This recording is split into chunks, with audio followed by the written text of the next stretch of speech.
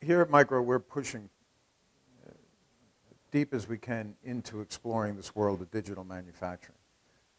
Many things are available today, things we can bring to bear on current platforms, current projects, current challenges that will change the game of how to approach it, maybe rethink what's possible in solving those challenges, finding that right price point, getting the quality to as near perfect as it can possibly be.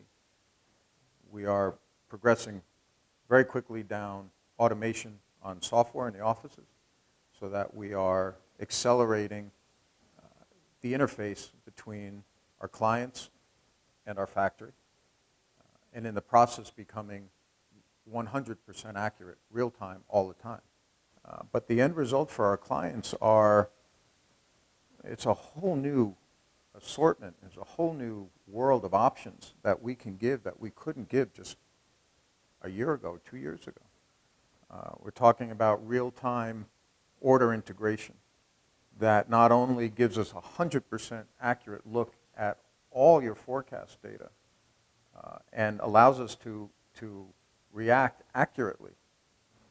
And we all have warehouses full of parts that are the consequences of not being accurate or having the humans involved in our cognitive bias, what we think things are going to do versus what the data is telling us is actually going on.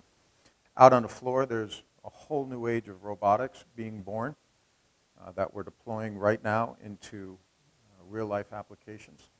They are reusable, redeployable, scalable, modular, adaptable, and pretty quickly learnable. And in between all that, there's the tried and true. There's the supermarket of technologies and core competencies that feed these systems, that make them more robust. But I think what's really exciting is where these ideas are converging. Because every day we get further into this exploration, every day new possibilities open up.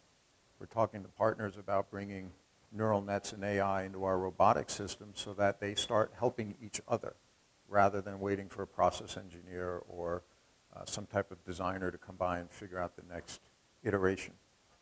We're looking at the convergence of additive manufacturing with subtractive and robotics. At what point do the robots start making their own changeovers with printed components and get ready for different product lines in minutes or seconds and not hours or weeks?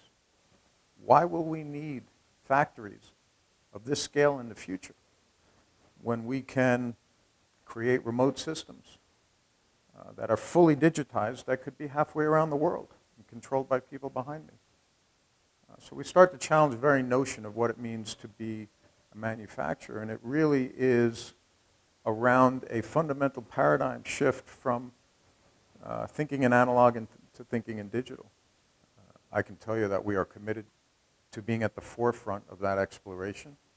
It's extraordinarily exciting.